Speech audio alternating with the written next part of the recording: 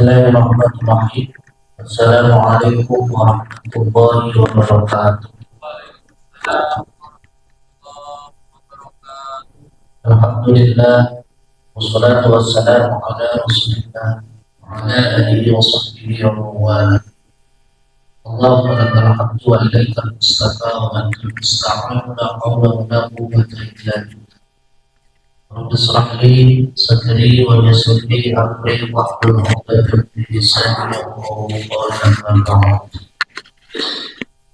Jamaah salatul Bismillahirrahmanirrahim. Hadani Allah wa iyyakum rahimahullah.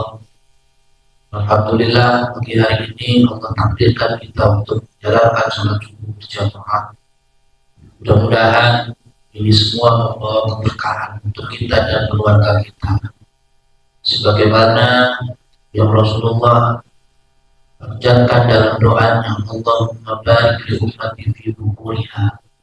Ya Allah, berkatilah untuk umatku di pagi hari. Tentu bukan yang di pagi hari tidur. Tentu yang dimaksud oleh Rasulullah adalah yang di pagi hari dia sudah menjalankan aktivitas positif. Apalagi pagi hari sudah menjalankan sholat subuh berjamaah, pagi hari sudah melakukan taklim. Mudah-mudahan sekali lagi ini semua buat Allah ridho dan mendatangkan keberkahan untuk kita dan keluarga kita. Amin ya rabbal alamin. Semoga yang sedang sulit Allah mudahkan, yang sempit Allah lapangkan, yang sakit Allah sehatkan. Amin ya rabbal alamin. Yang sedang punya utang, bingung bayarnya dari mana, mudah-mudahan Allah kasih solusi, Allah kasih rezeki sehingga utangnya dapat dilunasi. Amin ya rabbal alamin. Tapi kalau sudah lunas jangan utang lagi. Nanti utang lagi Allah yang sudah lunasi. Salawat beriring salam semoga terlimpah tercurah kepada Rasulullah SAW. Semoga kita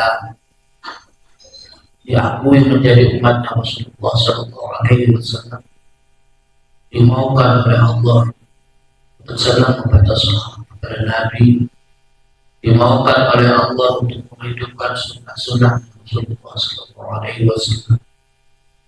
Kita dijadikan bukan termasuk orang lain.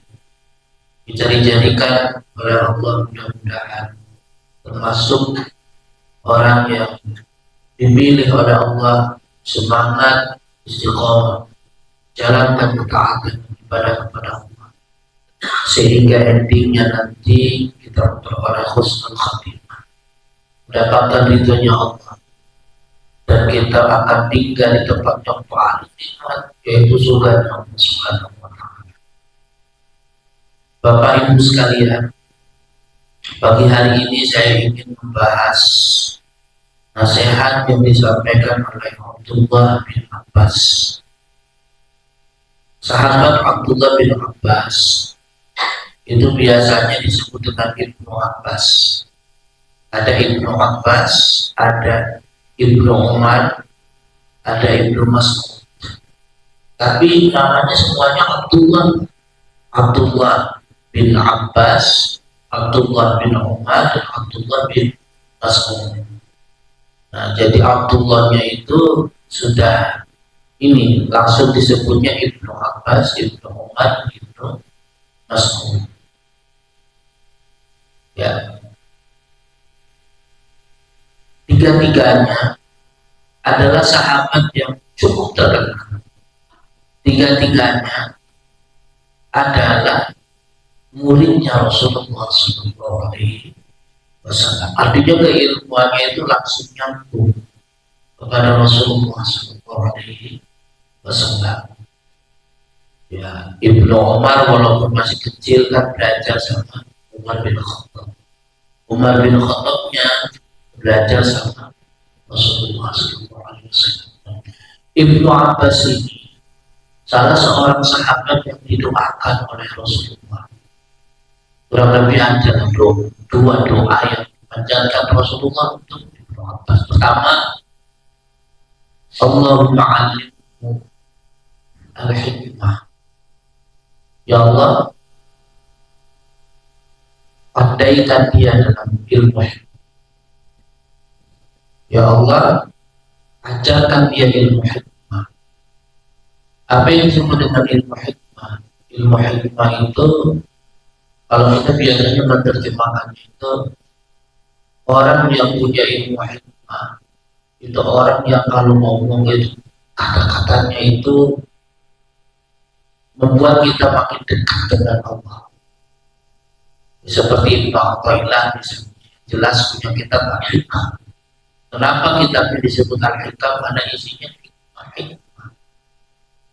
Coba Bapak Ibu sekalian, kalau misalnya ada kitab terjemah Al-Hikam, baca poin-poinnya Pak, itu pasti mengingatkan kita kepada Allah Subhanahu wa Ta'ala. Karena memang beliau adalah orang yang sangat dekat dengan Allah, sehingga Allah kasih ilmu hikmah. Kumpulan hikmahnya Ibnu Athaillah terkumpul dalam kitab Al-Hikam. Ya. Nah, Ibnu Abbas dulu itu pernah didoakan oleh Rasulullah, Allahumma alimhu al-hikmah. Ya Allah, andaikan Ibnu Abbas dengan ilmu hikmah. Doa yang kedua dari Rasulullah untuk Ibnu Abbas itu adalah Allahumma faqihhu fiddin. Jadi ada ukama, ada fuqaha. Nah, Ibnu Abbas ini dapat dua-duanya, didoakan untuk menjadi ahli dan didoakan oleh Allah untuk menjadi ahli agama. Oke, tapi itu kalau dalam ilmu fikih, ya Allah pahamkan dia dalam masalah agama, wa'allimhu bit-ta'wil, dan ajarkan dia ilmu ta'wil. Ta'wil itu gini Pak. Ta'wil itu tidak ada terjemah, ada tafsir, ada ta'wil. Ta'wil itu perkiraan, tapi perkiraan itu terlalu. Pokoknya kesimpulannya gini. Nasihat yang akan kita bahas pagi hari ini adalah nasihatnya orang pilihan yang dia mendapatkan doanya Rasulullah, yaitu Ibnu Abbas atau Abdullah bin Abbas. Nah, ini saya foto di kitabnya itu. Jadi kadang-kadang kalau bawa kitab nanti ditaruhnya di motor, kitabnya lupa ininya, jadi lecek. Jadi lebih baik kalau mau ngisi di foto aja. Jadi kitabnya jadi bawa-bawa, yang dibawa-bawa. Yang pertama, awalnya ada seorang sahabat yang datang kepada Ibnu Abbas. Ibnu Abbas ini bersahabat, ini tahu Ibnu Abbas ini adalah sahabat yang pintar, yang alim, yang berilmu. Maka ada seorang yang datang kepada Ibnu Abbas. Ibnu Abbas berikan nasihat kepada diri, nasihat Ibnu Abbas bisa sampaikan. Yang pertama, usika bisidati asyia. Aku ingin memberikan 6 poin nasihat. Ini saya ambil dari kitab Al-Birrul Ghafilin yang ditulis oleh Imam Abu Dhabi. Jadi saya kasih tahu sama bapak-bapak, kalau untuk materi baju, materi sama itu paling mudah itu ambil dari kitab Al-Birrul Ghafilin. Mudah ambil dari kitab Nasihatul Iman. Kenapa mudah? Karena isinya poin-poin. Ada 3 hal itu. Nah, kalau khutbah Jumat 3 hal aja, jangan kalau lama. Ya, ada 2 hal, 3 hal, 4 hal.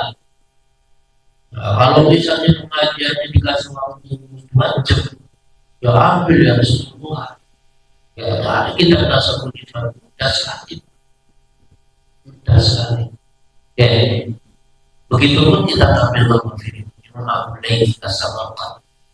Kitabnya begitu, isinya poin-poin. Kata Ibnu Abbas, usika bisidati asyia. Aku ingin memberikan nasihat. Awalha yaqinul qalbi bil asyya'i allati takaffala Allahu laka biha. Kata Ibnu Abbas, yakinkan hatimu terhadap apa yang sudah menjadi jaminan Allah. Jadi begini maksudnya, tenang aja, sesuatu yang sudah menjadi jaminan Allah tidak usah dipikirin. Itu Ibnu Abbas baik kita menjelaskan. Dan ini sesuai dengan hikmahnya Ibnu Athaillah. Kalau Ibnu Athaillah kalimat begini, ada nafsak. Ada itu begini, istirahatkan jiwa terhadap apa yang sudah menjadi tanggung jawabnya Allah. Apa maksudnya ini? Kadang-kadang kita mikirin yang gak perlu dipikirin, Pak. Ya, aduh, anak saya TK, nanti kalau kuliah biayanya dari mana? Anaknya aja masih TK udah bikin kuliah. Nanti sudah waktunya ada. Itu bukan tanggung jawabnya kita, tanggung jawabnya kalau saya mana satu aja kayak gini berat.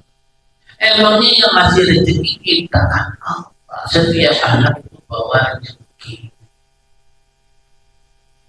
Ini mah pengalaman aja. Saya waktu belum punya anak, dia belum punya rumah. Punya anak satu baru muter-muter dari rumah. Artinya begitu. Anak itu membawa rezeki karena rezeki itu adalah tanggung jawabnya Allah Subhanahu wa Ta'ala. Jadi antaranya itu dan yang sering dikhawatirkan manusia itu ya soal rezeki. Aduh, nanti kalau saya mati bagaimana? Mati itu bukan urusan kita. Mati itu urusan Allah. Urusan kitanya apa? Ya ambil untuk kematiannya. Soal matinya kapan gak usah dipikirin. Mana mikirin mati saya matinya kapan? Itu malah cepat mati. Jangan mikirin sesuatu yang bukan urusan kita. Habis guntingin kuku, nungguin kapannya panjang. Itu panjang itu bukan urusan kita. Gak dipikirin juga panjang sendiri. Habis potong rambut terus pasti salah potongan. Dipikirin aduh kapan ini panjang. Ya usah dipikirin, malah rambutnya gak tunggu-tunggu. Aduh pikirin. Potong ya. Jangan mikirin yang bukan urusan kita. Jangan mikirin bukan urusan kita. Nanti anak saya kalau udah gede jadi apa? Tidak usah mikirin, yang penting anaknya diarahin pendidikannya yang benar. Mau jadi apa dia nanti, mau kerjanya apa dia nanti, mau jodohnya dengan siapa dia nanti. Gak usah terlalu pusing. Nanti kalau sudah dekat waktunya baru dipikirin. Kalau kasih jodoh usah dipikirin, kita juga belum tentu hidup. Oke, jadi ini penting poin ini Pak. Kadang-kadang kita ini terlalu pusing mikirin masa depan dan belum tentu udah capek duluan. Itu nanti kalau saya nikah bisa masih makan istana bisa dari mana? Nikah aja, kan juga rezekinya ada. Nikah aja. Itu yang pertama. Yang kedua, ada ulfaro yang diwaktiha. Apa nasihat Ibnu Abbas? Yang kedua, laksanakan seluruh kewajiban.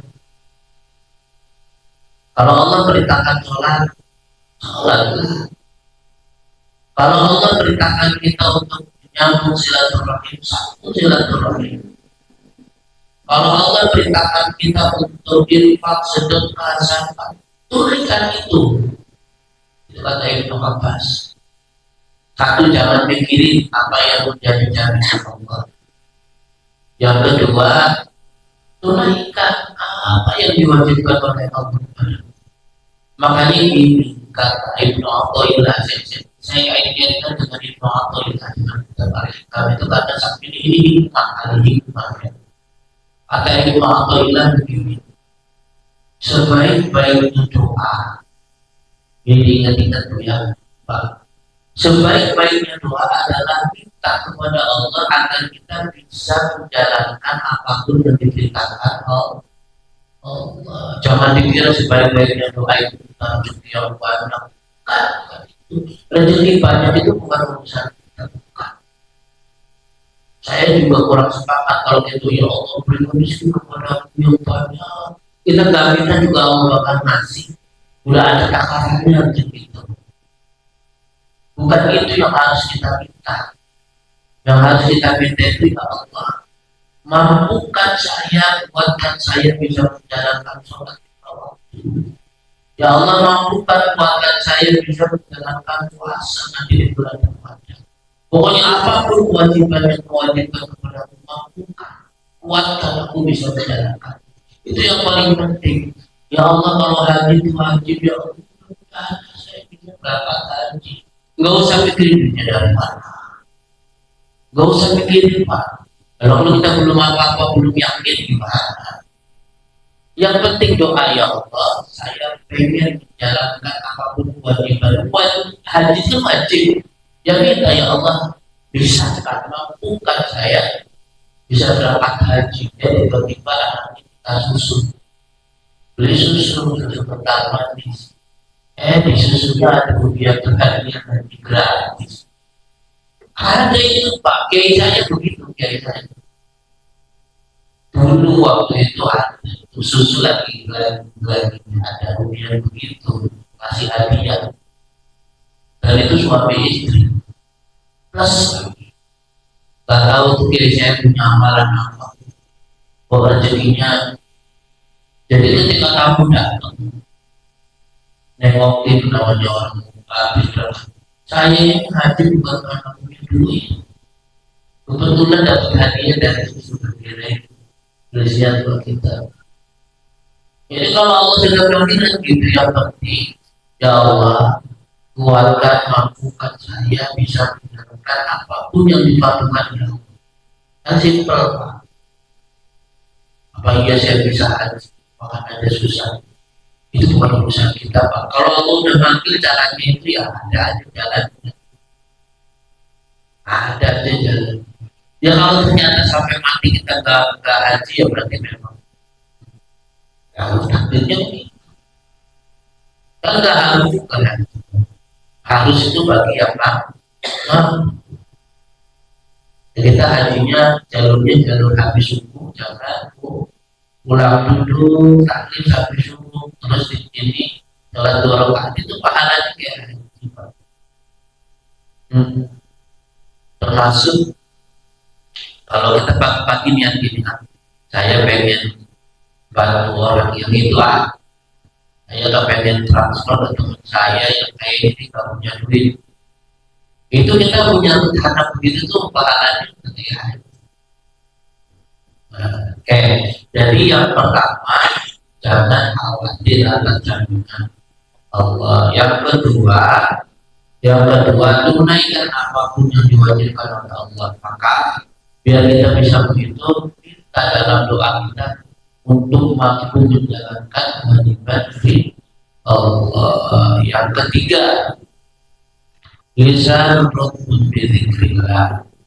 Jangan biarkan lisan itu mubadir, diam, nggak pikir kepada Allah. Zikir itu amalan yang paling mudah, tinggal kita mau apa enggak. Kenapa saya bilang zikir paling mudah ya? Ya kapan nanti kita bisa zikir? Lagi ngapain nanti kita bisa zikir, Pak? Ya. Habis sholat bisa zikir. Ya, sambil naik motor bisa zikir, sambil naik mobil bisa zikir, jalan kaki sambil zikir. Kata Ibnu Abbas, basahkan bibirmu dengan zikir. Dan dalam hadis qudsi, Allah itu sangat suka dan ridho terhadap orang yang lisannya basah dengan zikir. Makanya kan Allahumma a'inna ala dzikrika. Ya Allah, tolong dan bantulah kami untuk mau zikir. Insya Allah, Pak, Kalau lisan kita lisan yang senang zikir, insya Allah saat kematian kita yang keluar zikir. Kalau lisan kita la ilaha illallah Muhammadur Rasul, terus itu yang dibaca. Nanti kalau kita mati saat sakaratul maut, insya Allah kalimat itu yang keluar dari lisan kita. Ya saya mau cerita, ada seseorang kena stroke, tersumpat aliran darahnya kuat. Ngomongnya udah nggak nyambung, ngomongnya udah ngelantur, sama istri sama anak udah kayak gitu. Tapi yang ada itu Rasulullah, kenapa? Karena kebiasaan setiap maghrib sampai isya selalu tahlil normal. Jadi habis maghrib ke isya, kaki tidur sholat sholat itu kantor itu menunggu waktu sholat. Setelah kita selesai menjalankan sholat itu bisa menghapus dosa. Jadi ada orang yang punya kebiasaan dari maghrib ke isya itu duduk zikirnya itu kirim doa ke orang tua, pakai neneknya disebut, orang tuanya disebut, terus dilanjut dengan tahlil. Ya layaknya kita tahlil saja. Itu malah tahlilan yang ikhlas itu begitu Pak. Kalau tahlilan yang diundang terus dapat besek, macam-macam juga ada yang tak ikhlas. Dan ternyata ada pengen dapat besek. Ya apalagi Ustaz yang suruh mimpi macam pukul diulang tahlilan dulu, mimpi tahlilan misi tahu sudah dapat takut. Tapi kita nggak boleh sebut terbuka. Ya tapi manusia memang profesi, ya profesinya. Kalau macam itu nggak boleh ngarepin amplop, misalnya gitu. Iya kalau dia pengusaha itu enak. Ya orang profesinya ngajar yang ngarep-ngarep atau ngarep-ngarep lagi ya wajar. Tapi memang yang harus diuruskan itu nomor. Nah, yang nomor satu itu adalah harapan itu. Jadi yang ketiga, poin nasihat dari Ibnu Abbas itu adalah basahkan lisanmu dengan zikir kepada Allah. Ini saya mau ingetin sekali lagi. Waktu itu pernah di dalam kitab Qaul hadis yang Nawawi itu mengutip satu hadis Nabi. Kata Nabi, barang siapa yang membaca la ilaha illallah Muhammadur Rasulullah dalam sehari semalam 100 kali, itu kayaknya tidak ada 5 menit. La ilaha illallah Muhammadur Rasulullah, la ilaha illallah. Itu satu putaran tasbih 100 kali. Tapi tiap hari itu nanti kalau mati saat dia menghadap Allah wajahnya kal-badr seperti bulan purnama. Ini aja digigit pakai gigi geraham, maksudnya pegel ilmu ini sampai kita mati. Amalkan itu dari Allah Muhammad Rasulullah. Ini dari Nabi. Karena saya baca ini orang Rasulullah SAW. Ya, Nabi yang bilang, siapa yang istiqomah menjalankan membaca la ilaha illallah Muhammad Rasulullah sehari 100 kali, insya Allah hari ini juga bisa ngomongnya begitu. La ilaha Muhammad Rasulullah. Allah senang sekali orang yang lisannya pasang zikir. Dan ternyata ukuran Allah cinta kepada seorang hamba itu dia senang zikir apa enggak. Kata Nabi Musa, ya Allah, apa ciri hamba yang kau cintai? Kata Allah, Musa, ciri hamba yang aku cintai itu adalah lisannya aku ingatkan untuk zikir. Kalau kita senang baca sholawat, senang istighfar, senang baca tasbih, senang baca Quran, karena qiraatul Quran itu min afdhalil dzikr, termasuk zikir yang utama yang membaca Al-Quran. Jadi kan adanya santri yang lagi ngafalin Quran, misalnya habis sholat nggak usah baca apa-apa selain pulang baca hafalan Quran, itu juga zikir sama aja.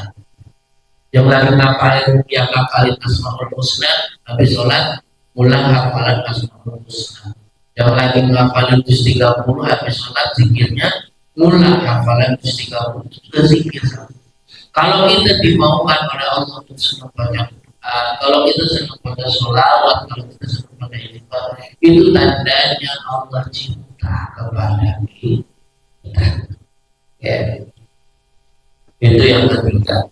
Yang keempat, la tuwafiqi syaitana fa innahu hasidul khalq.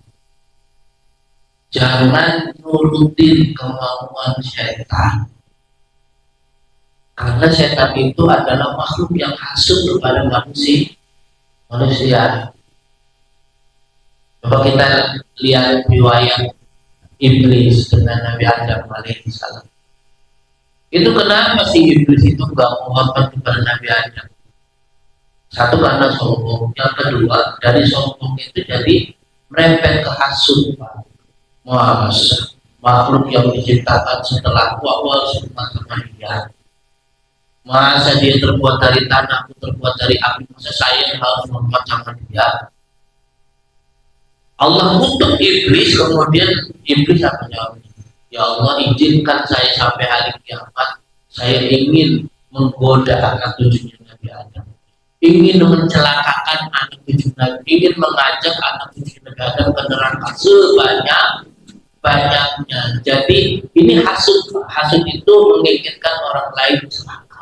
Bukan saja menginginkan hilangnya nikmat yang ada pada orang lain, tapi juga menginginkan orang lain celaka. Itu hasud. Biasanya kalau orang hasud, orang dengki, itu melihat orang senang itu dia nggak senang. Malah kalau perlu mobilnya banyak dikepresin. Itu hasud, sudah akut itu, sudah kepada itu. Nah setan begitu Pak. Jangan menuruti kemauan setan. Karena setan itu adalah makhluk yang hasud kepada manusia. Iblis hasud. Nah, setannya mana? Pertanyaannya nih, kalau ada yang mau setannya mana? Selama ini saya nggak pernah ketemu setannya. Setannya yang ada di hati kita, hawa nafsu. Dan setan itu gini, setan itu bukan jenis, bukan. Kalau jenis itu jin, manusia, malaikat jenis. Tapi kalau setan itu sifat. Ya. Manusia yang sifatnya buruk juga disebut setan. Itu di Quran itu berulang-ulang disebut. Wa idza khalu ila syayatinihim. Setan itu bukan dedemit, bukan. Kalau orang munafik itu kalau ketemu dengan setan-setan di kalangan mereka, berarti setan itu ya Abu Jahal, Abu Lahab, dan kafir Quraisy. Disebutnya setan dalam Quran. Minal jin alladhi was bisufi sudurina sunan.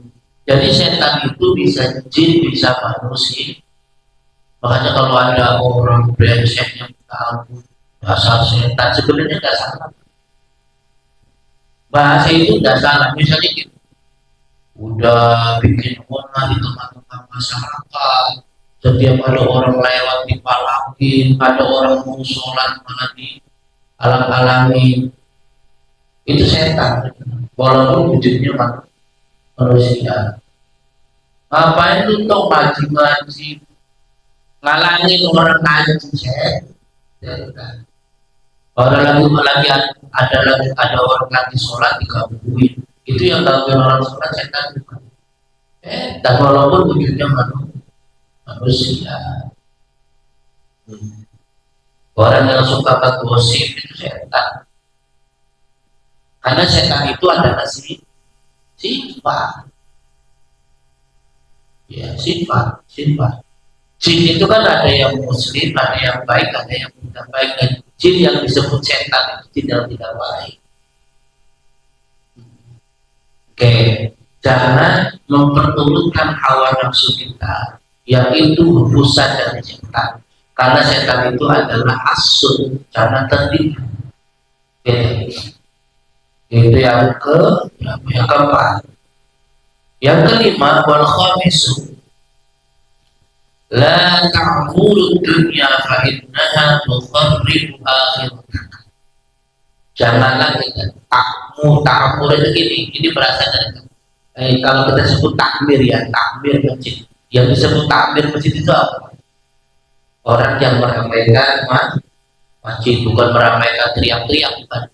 Meramaikan itu mengisi kegiatan-kegiatan sibuknya di masjid.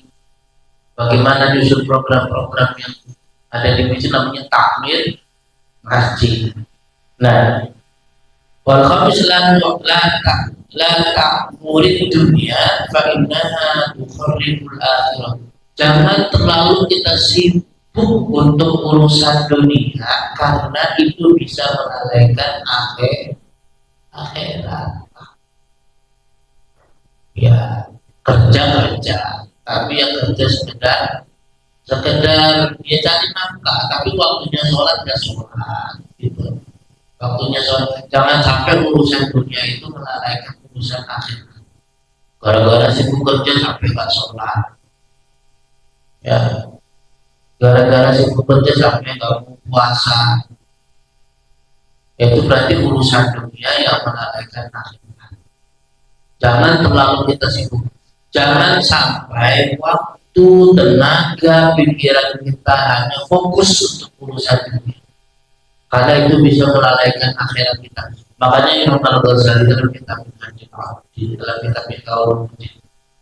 itu dunia dan akhirat itu bagaikan dua mata uang.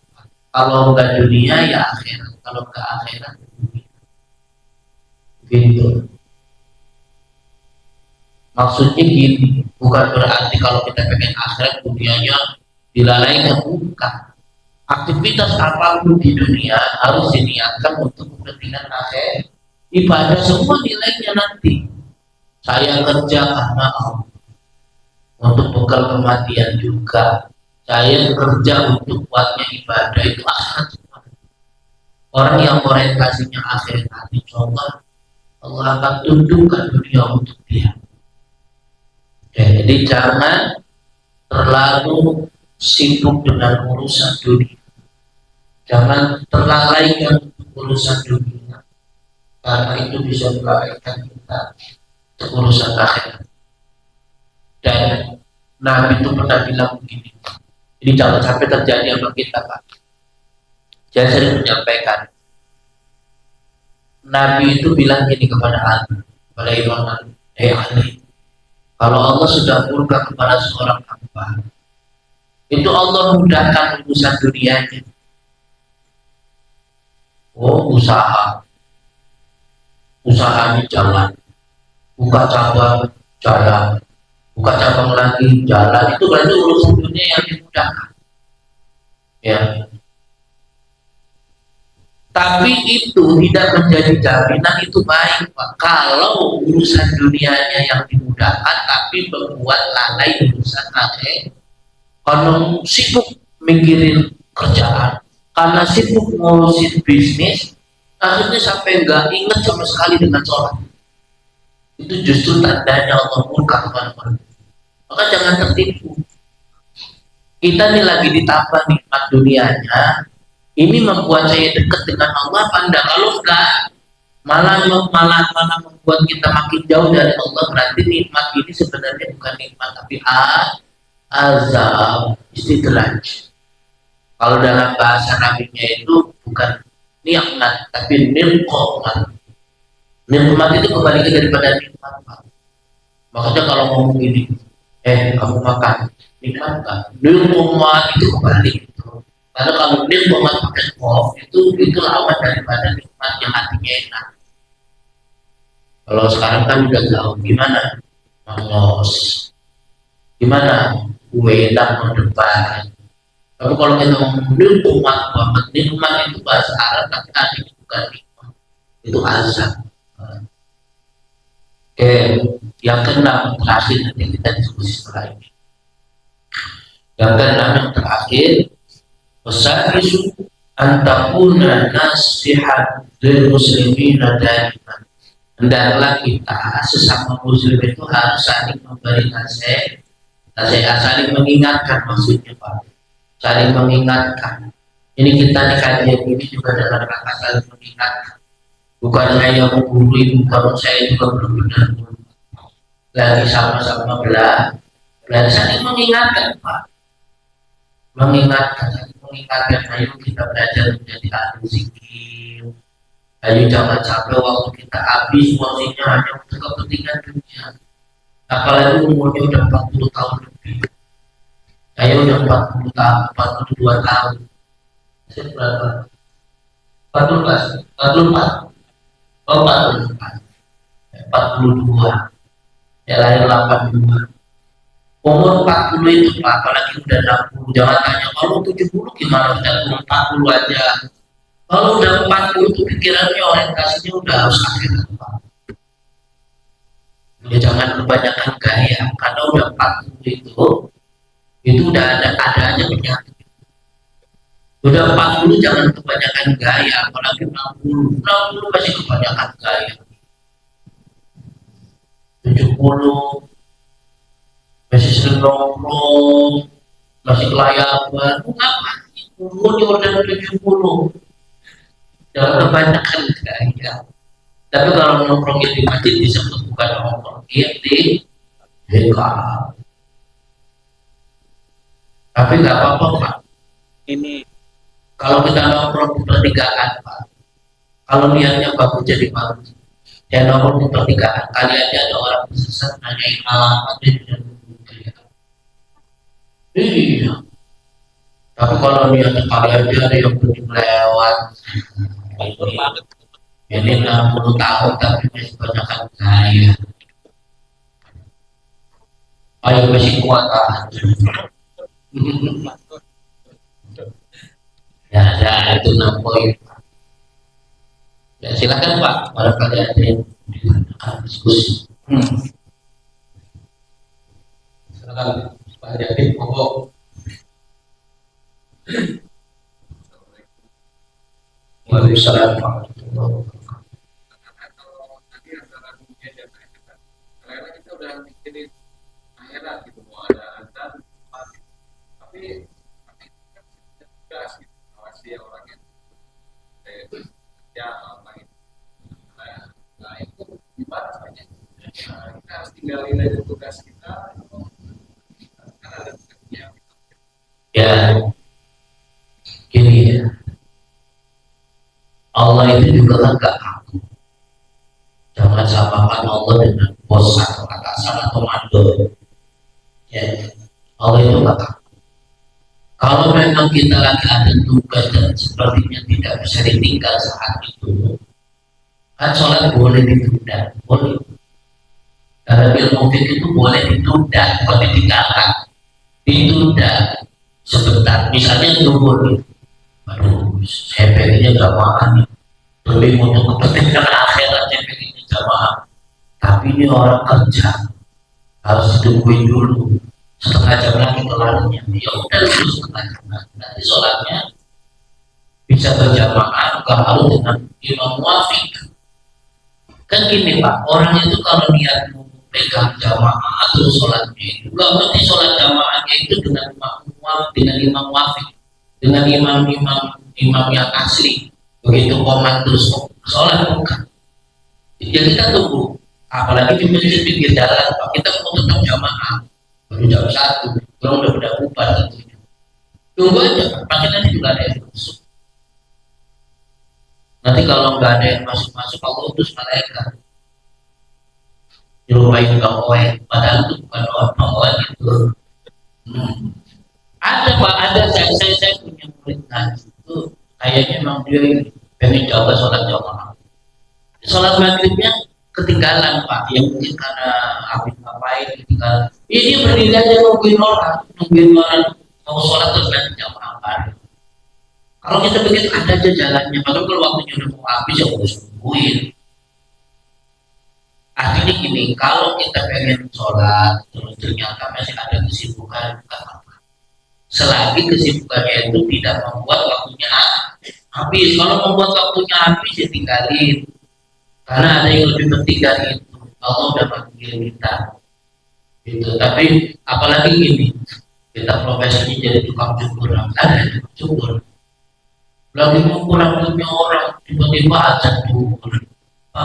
Saya lagi istiqomah sholat ditinggalin kesian anak orang. Tapi kalau cukur rambut kan masih bisa ditolerir Pak. Tapi sholat dilanjutin ya nggak apa-apa. Yang nggak boleh itu lagi operasi sesar, dokter kandungan. Pas ini ditinggalin, ini dokter baru hijrah Pak. Dokternya baru hijrah, jadi lagi amot-amotnya lagi semangat, lagi operasi sesar. Maaf ya saya mau sholat jamaah. Kasihan itu nanti mati orang. Yang begitu-begitu itu ditolerir, tidak apa-apa. Menunda waktu sholat itu boleh dengan catatan ajam, bukan ajam, azan. Biasanya kalau ajam pakai jim itu selain Arab. Kita ini bangsa ajam, kita bukan orang Arab, itu namanya ajam. Tapi kalau azan itu tengah. Ini bahasa Arab, beda makhraj, beda mana. Kalau ajam itu selain Arab, kalau azan itu tengah. Ain, sir, z, takazai, min, azan. Kita boleh juga sholat dengan TKK. Saya sholat tubuhnya nanti nggak usah 2 jam, itu boleh. Azan itu jelas, gitu. TKK-nya jelas, jangan nantinya nggak jelas, terus nanti tiba-tiba asal. Karena kita nunda tapi nggak jelas. Tapi kalau azan itu karena ada alasan dari ibu lagi ngawasin orang kerja nih, soalnya bentar lagi juga istirahat. Ya itu tidak apa-apa, ditungguin dulu. Ya silakan teman. Ibu ada pertanyaan ibu? Ya ibu ada. Silakan Bu, yang kencang.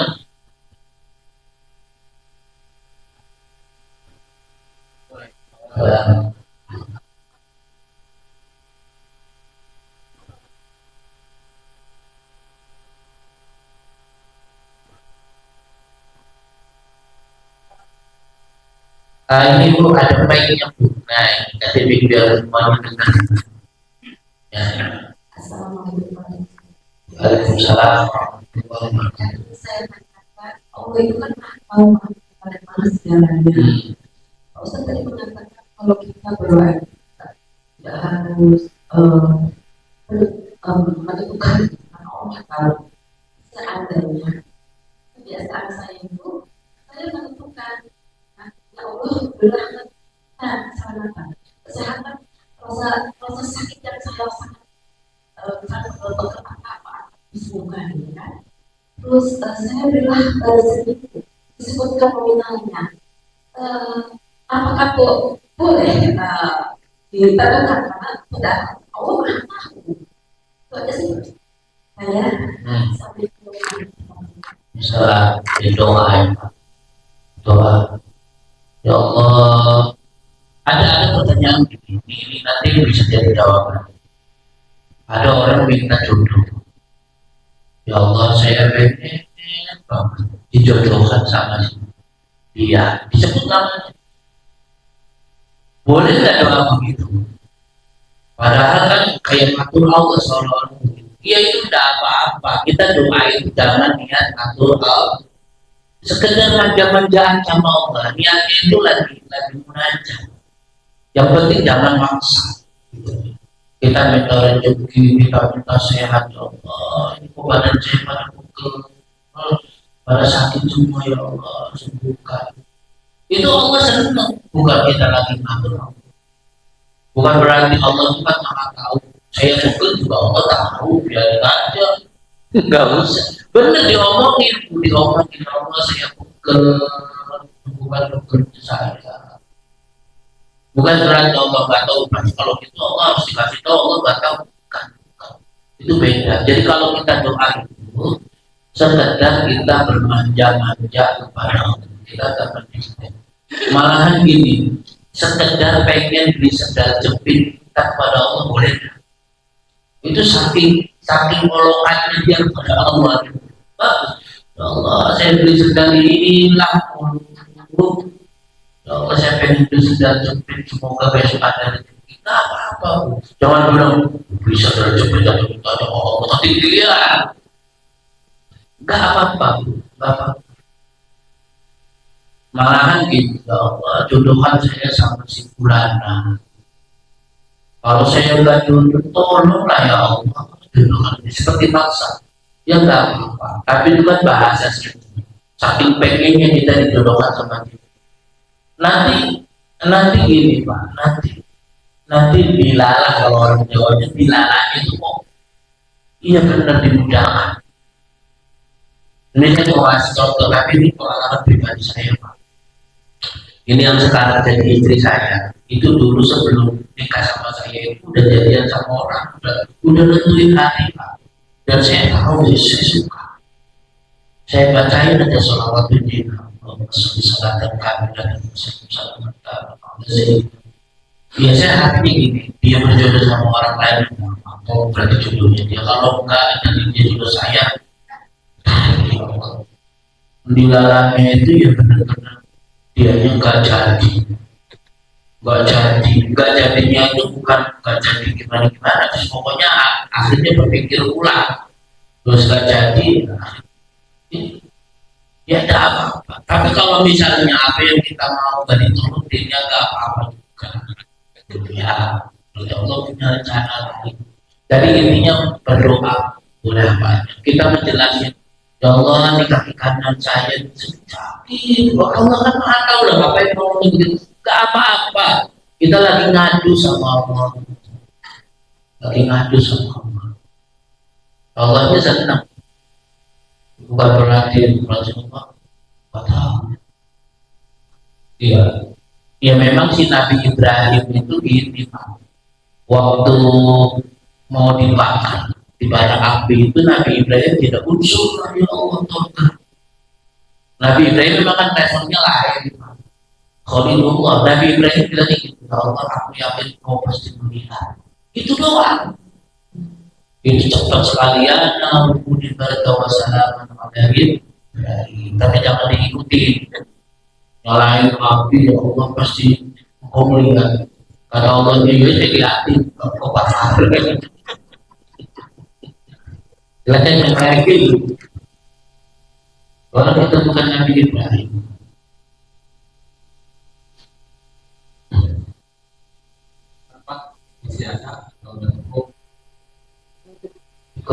Ya. Iya.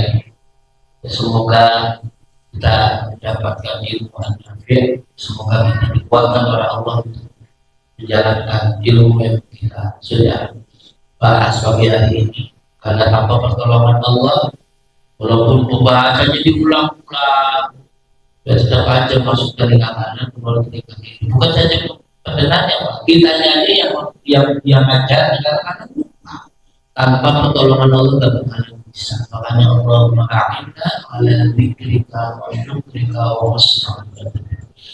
Mari kita tutup dengan membaca doa Al-Fatihah. A'udzu billahi minasyaitonir rajim. Bismillahirrahmanirrahim. Alhamdulillahi rabbil alamin. Ar-Rahmanir Rahim. Maliki yaumiddin. Iyyaka na'budu wa iyyaka nasta'in. Ihdinas siratal mustaqim. Shiratal ladzina an'amta 'alaihim ghairil maghdubi 'alaihim waladdallin. Amin. A'udzu billahi minasyaitonir rajim. Bismillahirrahmanirrahim. Alhamdulillahi rabbil alamin. Hamdan hamid hamdan syakirin hamdan yuwafi ni'amahu wa yukafi mazidah. Ya Rabbana lakal hamdu kama yanbaghi li jalali wajhika wa li sultanik. Allahumma salli ala sayyidina Muhammad wa ala ali sayyidina Muhammad. Allah yuqallibal qulub thabbit qulubana ala dinika wa ala ta'atik bi rahmatika ya arhamar rahimin. Allahumma inna nas'aluka al-istiqamah fi ta'atillah. Allahumma a'inna ala dhikrika wa syukrika wa husni ibadatik. Allahumma inna nas'aluka 'ilman nafi'an wa 'amalan mutaqabbalan wa rizqan kathiran halalan tayyiban. Allahumma inna na'udzubika min ghalabati ad-dayn. Rabbana la tuzigh qulubana ba'da idh hadaytana wa hab lana min ladunka rahmah innaka antal wahhab. Rabbana atina fid dunya hasanah wa fil akhirati hasanah wa qina adzaban nar. وصلى الله على سيدنا محمد وعلى آله وصحبه وسلم. سبحان ربك رب العزة عما يصفون وسلام على المرسلين والحمد لله رب العالمين. سبحانك اللهم وبحمدك أشهد أن لا إله إلا أنت أستغفرك وأتوب إليك. السلام عليكم ورحمة الله وبركاته. Waalaikumsalam warahmatullahi wabarakatuh. Alhamdulillah.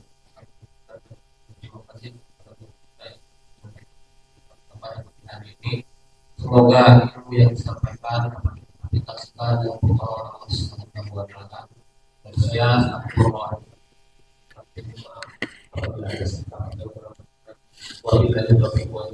Wassalamualaikum warahmatullahi wabarakatuh. Silakan Bapak-bapak dilanjutkan.